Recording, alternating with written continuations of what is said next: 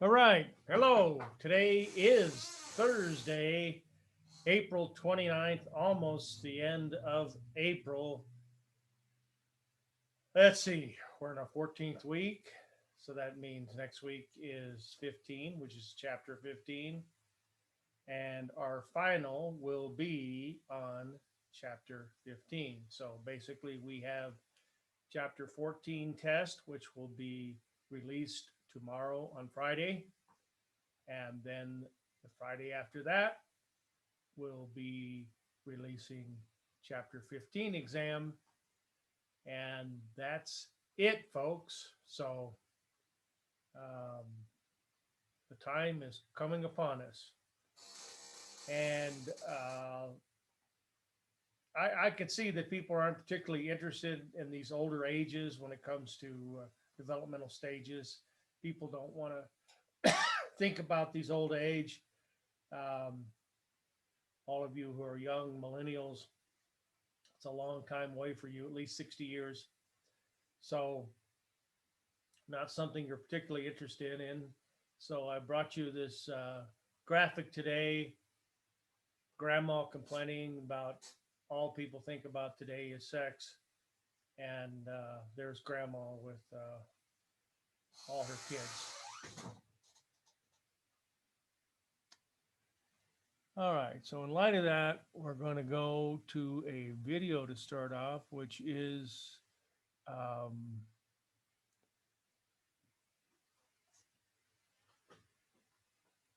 on your blackboard.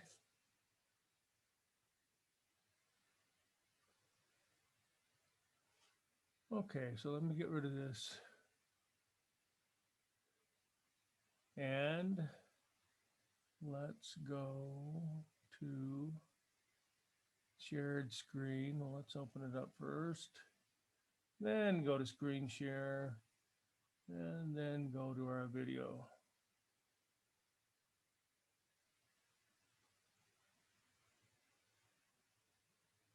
A little something to raise your spirits this morning or freak you out or do both. I don't know.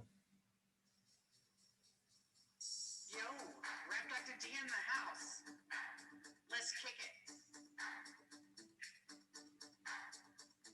Safe sex, baby. Damn. Sex, baby. All right, stop. Collaborate and listen. Rap Dr. D, a sex revolution. Being sex savvy is the smartest. Yo, Rap Dr. D in the house. Let's kick it. Safe sex, baby. Safe sex, baby. All right, stop. Collaborate and listen. Rap Dr. D's rap intention. Calling out all your fellas and ladies. STDs are tearing through folks in their 80s. Can you really help being sex kittens? Why can't you wear your little love mittens? Gotta be safe, cause sex has gotten risky. No shame being a freak and getting a little frisky. Dang, your body's a temple. Keeping safe's not always so simple. Sex indiscretions lead to depression. No matter how you like it, comes with the best protection. Love it or leave it. Hormones start to flag. Things dry up and your tail can lose a rag. If that is a problem, lube may solve it. See your family doc if it doesn't resolve it. Safe sex, baby. Safe sex, baby. Safe sex, baby. Safe sex, baby. Vaginal atrophy is something. A sex catastrophe, it can be the real thing. Quick to the point I'm making. Lubrication's key, and you know I'm not faking. Trauma from guys' erections, tear thin skin without detection. Listen up and learn from this lection. If you don't want a nasty groin infection, aging, it's just a normal stage. We all gotta get on the same safe sex page. Fellas on standby, wanting more to say hi. Should you stop? Should you just drive by? Wait till they check at an STD shop. Check things out from the bottom to the top.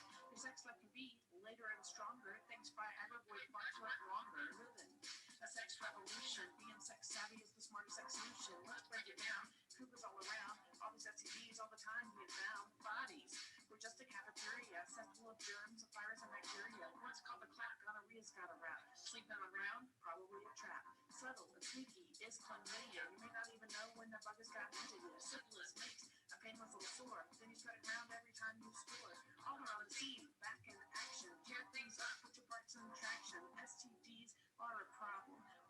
solve it. See your family doctor. Safe sex, baby.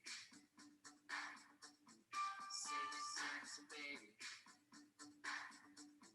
Safe sex, baby. Safe sex, baby. Take heed. I'm an STD poet. Rap Dr. D, I want you to know it. My town. I see these infections give bad news when they are detected. Sex could be a germ spill. People aren't safe for real. Virus and bacteria sexually transmitted. How to be safe, make sure the condom's fitted. I'm Rap Dr. D, and I want to help you be free of herpes, AIDS, and HPV. All these STDs really are stealthy. Without them, your sex life will be healthy. No lame excuses, you know to take precautions. Rap Doctor out, hope your golden years are awesome. If you've got a problem and condoms won't solve it, see your family doc, maybe they can resolve it. Safe sex, baby. Safe sex, baby. Safe sex, baby. Yo, let's get out of here. Word to your doctor.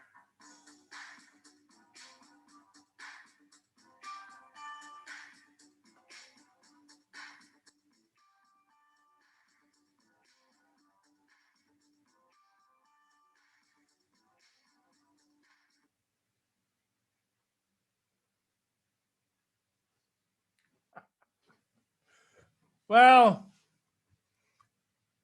probably what you were not expecting this morning, talking about people in their 70s and 80s. But I do teach human sexuality as well, so you gotta love that. All right, let's do a quick ending to this chapter. We have what the author calls neurocognitive disorders, NCDs. I've literally never heard anybody but her call them an NCD. But regardless, we think of it as neurological problems having to do with age. Dementia is one of them. Now, dementia is different than Alzheimer's, little subtle differences, but they're not the same thing. These are all generally diseases that are a result of the aging of our body and our body systems. We talked a little bit about telomeres last time we met on Tuesday, and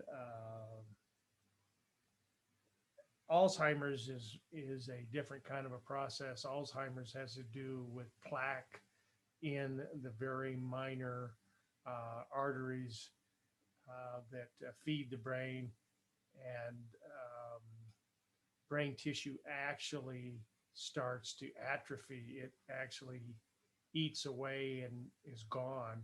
So if you looked at an MRI of a Alzheimer's brain, their loss of volume of the brain is obvious to the naked eye. So that's pretty scary. You're actually losing brain tissue. There's a little slide stain of some neurons in the Alzheimer's brain, and showing you the blockages that occur. They call them senile plaques. The dark circles provides a disturbing window into the ravages of Alzheimer's disease, and Alzheimer's disease is definitely ravaging. It's a double-edged sword. We are living older because of the advances in medicine, but yet we have these diseases that are generally associated with old age, like senility, dementia, and Alzheimer's. So people are living longer, but in the case of Alzheimer's, it's horrible. They don't know who they are. They don't recognize any of the people they love, and they're still alive. They can live a long time after they've had Alzheimer's, and that's a tragedy. In the past, they would be deceased, so they wouldn't see these Alzheimer's disease so predominantly prevalent in the older age, because people weren't living that old. and now we are. But unfortunately, they're living without awareness. A lot of people, people used to joke about um, President Reagan having, uh, brain deficiencies. The truth is, he was having a little symptoms of early portions of Alzheimer's, and of course, he functioned quite clearly and with precision as a president. Our current president, I think we'll find out relatively soon that he's got issues with Alzheimer's as well. And many of us predict he will not make it 4 years in the presidency. Um, right now, the people around him sort of cushion him from the hot lights and hot inquiring minds of the White House press corps, and but he can't go on like that forever, hiding. Um, if you've watched him on TV, he can't even keep on track with reading from the teleprompter. It's kind of sad in a way to think of the responsibility he has and the cognitive decline that he is clearly in, but people don't want to talk about it, so we won't. But if you have grandparents that are in their 80s, you're going to see that some of them have a cognitive deficiency. And it's not everybody, the book talks about 20%. So that means 80% don't. My friend Bill, who died recently at 95, his brain was sharper than mine. I've always had a problem with memory, even when I was a child. So mine is not age-related memory deficiencies. It's just memory deficiencies that I've had from the very beginning, probably exacerbated by old age, but it certainly didn't start with old age. Interesting. This chapter sort of should remind you of when we were talking about preschooled age children, you know, 2, 3, or 4 that we were putting into daycare, and there was a whole list of things to look for as far as daycare and daycare homes, daycare centers. And here we are now looking at 80-year-old plus folks, looking at nursing homes, assisted living care, daycare programs, home health services, all these kinds of things. It's very much like when we were looking for daycare homes, daycare centers and daycare homes, the kinds of things we're looking for. I played you that video of STDs never get old. Some of us, and I'm certainly a lot older than you, some of us just find it amazing that in one of the biggest problems that we have in nursing homes today is people bed hopping from one bed to the next to, have a sexual encounter with somebody in the nursing home. I have a newspaper article that I found abhorrent, but it's a question of ethics. This guy was married later in life, and by all evidence from his family, that he was really in love with his wife, and they had an active sex life, and they were very much in love. And then she becomes mentally challenged with Alzheimer's, so they had to make a decision to put her in a assisted living environment because they're staffed there 24/7, and it's easier for them to medically care for and to provide safety and security to somebody that has loss of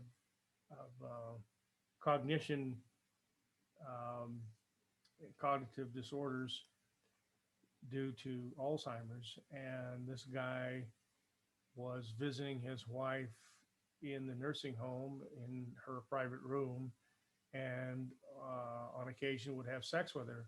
And the staff found out about it. So the staff had a meeting and got together with him and said, hey, it's our learned opinion that your wife cannot consent to having sex because in reality, she doesn't even know who you are, doesn't recognize you, doesn't know your voice, doesn't know your your your human shape, nothing about you that she knows. So we think that she cannot consciously give uh, consent to have sex because she doesn't know who you are. So they told him that he had to stop doing that. Well, he wasn't about to stop doing that. So one time he had sex with her, and they called the sheriff's office and they arrested him, took him down to jail because he was having sex with his wife, because the nursing home people said that it was, in their professional opinion, that she could not give consent to her husband to have sex because she didn't know who her husband was. So that case got tried, and of course the jury, um, not being like some of our recent decisions in juries, actually exercised some common sense and said, this is not a crime. We find him not guilty. But just the thought of a guy who's totally in love with his wife and wanting some companionship, closeness, some intimate sharing with her, and the nursing home uh, decides on their own that he shouldn't be having sex with his wife.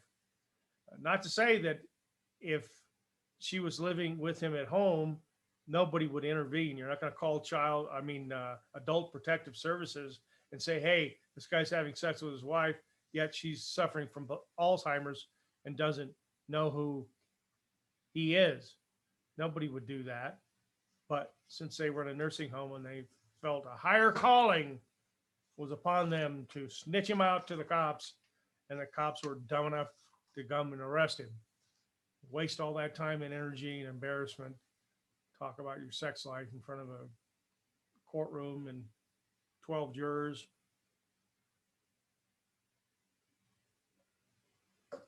Any of you going into the medical field, either as nurses or LPNs or just regular staff at a assisted living center, these are the kind of moral, ethical issues that are going to happen. What happens if a person is married, but yet they are having sex with somebody in the nursing home that they're not married to? Should the nursing home intervene with that? Tell the other spouse? I mean, it's a lot of heavy legal, moral issues going on, things that you probably wouldn't have thought of. And of course, why would you be thinking about what you might be doing 60 years from now in your sex life, 60 years from now? Um, Not on the top of your mind. So, anyway, all right. No one has shown up, so no sense in answering questions because I don't know what your questions are. But we will be here tomorrow, 10 o'clock. That's Friday. And Friday the 30th, which is the last day of April.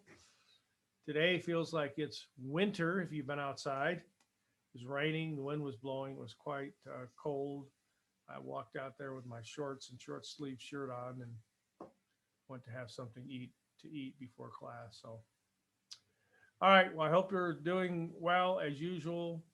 If you're missing exams, it's getting near the point where you will not be able to make it up because the class is almost over. So it's your call. I'll give you an opportunity. And if any of you want any special treatment as far as a study guide session on your own, that's available to you again, as always. So take care. Maybe I'll see you tomorrow. Regardless, the test will be vetted out let out tomorrow, and then sometime either Friday or Saturday, I'll put out chapter 15, which will be our final chapter. Our final chapter in life, just like final developmental stage in life. So take care as always. There is a note in the announcement section about getting COVID shots.